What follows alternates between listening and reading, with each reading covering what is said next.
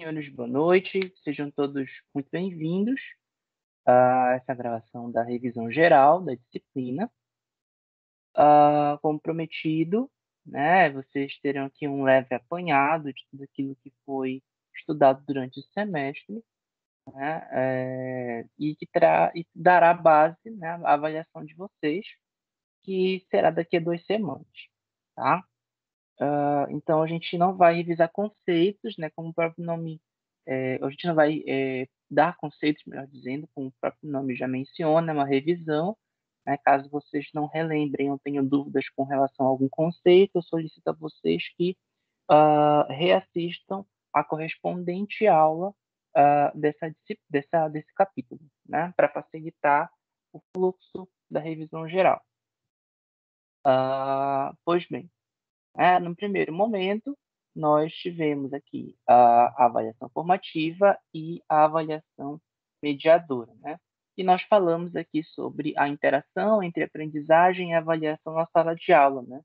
Então, nós vimos ali lá no começo que no estudo de representações de professoras dos anos iniciais do ensino fundamental, né, sobre a avaliação no interior da organização do ensino, em ciclos de aprendizagem, Silva ele se apoiou numa revisão de diversas pesquisas que foram feitas por Black e Williams. Então, essa revisão de Silva ela tentou mostrar até que ponto se justifica a crença de que a melhoria da aprendizagem depende da melhoria da avaliação, né? E ela com base numa ênfase no valor da interação entre esses dois aspectos na sala de aula.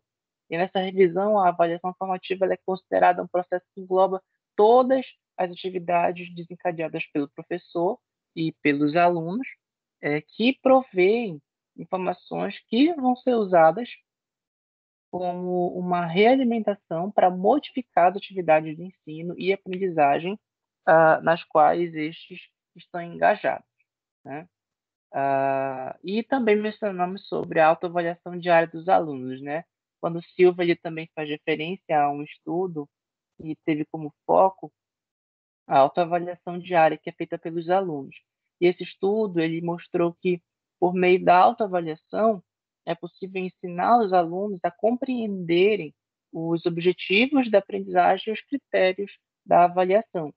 Então, dessa forma, os alunos eles aprendem a escolher e usar as tarefas com a finalidade de acessar os resultados da sua própria aprendizagem, né? Falamos um pouquinho sobre os conhecimentos metacognitivos, né, que são aqueles conhecimentos em que o sujeito ele sabe que já domina certos conceitos, práticas e habilidades, e que ainda não domina outros conceitos, práticas e habilidades, né? E aí ele reconhece, ele é capaz de reconhecer aquilo que ele é ou não, né, capaz de alcançar, né? E também revisamos um pouco sobre zona de desenvolvimento de Vygotsky, né, que é o espaço compreendido entre aquilo que a criança sabe fazer sozinha e aquilo que a criança faz com a ajuda de um adulto. Lembra do exemplo do cadastro do sapato?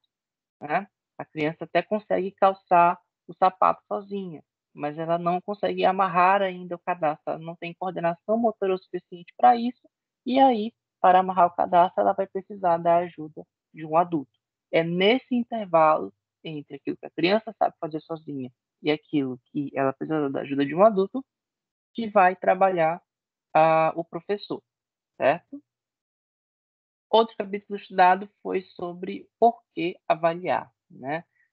Fizemos um estudo sobre os tipos de conteúdo, né? Os conteúdos factuais, os conteúdos conceituais, procedimentais e atitudinais, né? Vocês, inclusive, fizeram uma pesquisa sobre isso, né? Os conteúdos factuais que dizem respeito ao conhecimento de fatos, de situações, dados, nomes, códigos, né? Os conteúdos conceituais que se referem a de um conjunto de fatos, de objetos, símbolos, né, que têm características comuns. Os conteúdos procedimentais que dizem a respeito, né, desculpa, às regras, às técnicas métodos, destrezas, habilidades, estratégias, né? E os conteúdos atitudinais, né? Que dizem respeito a valores, atitudes, normas, né? Como justiça, honestidade, né? E também falamos sobre questões mais importantes a serem consideradas pelo professor na condução de uma avaliação formativa, que são três, né? É, as situações didáticas que favorecem a participação dos alunos e aumentam as possibilidades de observação por parte do professor, né? A definição de objetivos específicos que atuam como um referencial concreto da atividade avaliadora, que a façam menos arbitrária, mais justa e mais útil,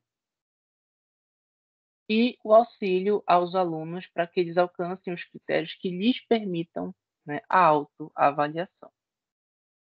Outro ponto estudado foram as técnicas de instrumento e avaliação, né, especialmente falando na elaboração de questões objetivas e dissertativas, né?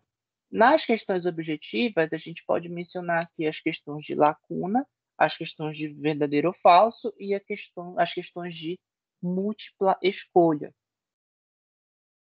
E as questões dissertativas, né, que dizem respeito às questões que você se utiliza de textos para as respostas e que trazem consigo alguns requisitos, né, que dizem respeito à seleção, à relação, à organização das ideias em torno de um tema, né? Essas características aí que são praticadas pelos alunos no momento da resolução de questões dissertativas.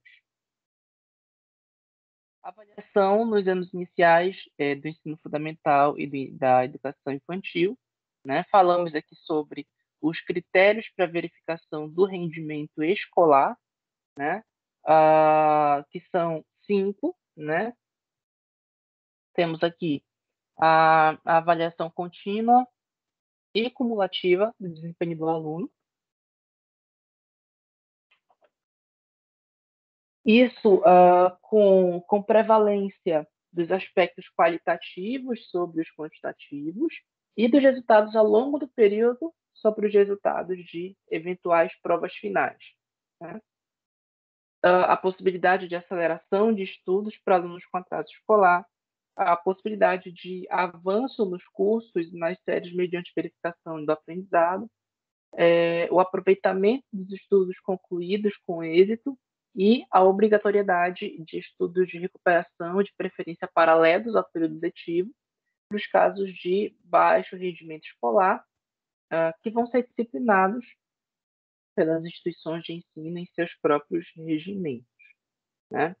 E falamos um pouco também sobre as determinações, né, das diretrizes curriculares nacionais para a educação infantil a respeito da avaliação, né, que são três: a observação crítica e criativa das atividades, das brincadeiras, das interações, né, das crianças no cotidiano, a utilização de múltiplos registros realizados por adultos e por crianças, né, os relatórios, as fotografias, desenhos, álbuns, e também a continuidade dos processos de aprendizagem por meio da criação de estratégias adequadas aos diferentes momentos de transição vividos pela criança, né?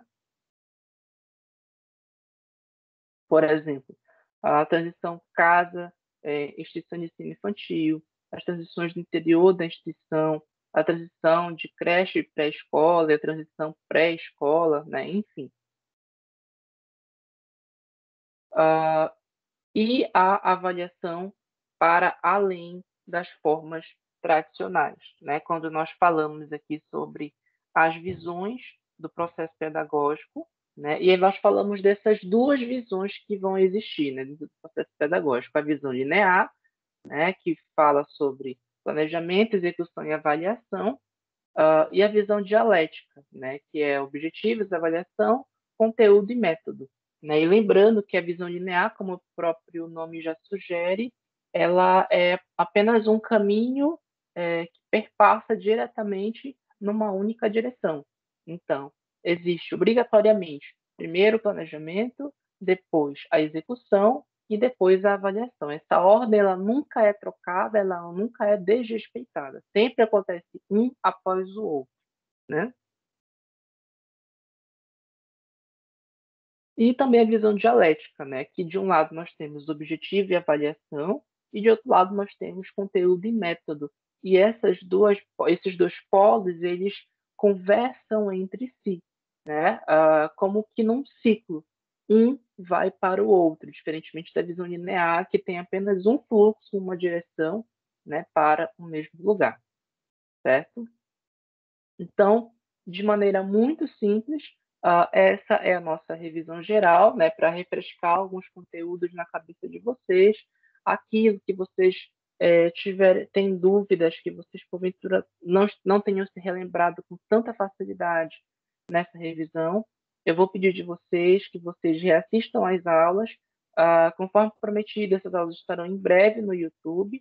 E aí, mais avisos sobre a avaliação de vocês, que vai iniciar no dia 8 de junho, tá? Eu passo para vocês aqui pelo Teams, eu menciono, eu notifico todo mundo, ou passo para representantes de turma, tá? Para ela comunicar vocês, tá bom?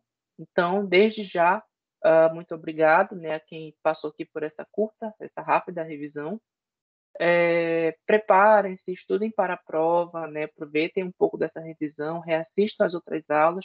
Vocês terão a próxima semana toda para fazer isso, né? Reassistir essas aulas nossas que tivemos durante o semestre, tá? E qualquer dificuldade, eu estou à disposição aqui no Teams e também no WhatsApp.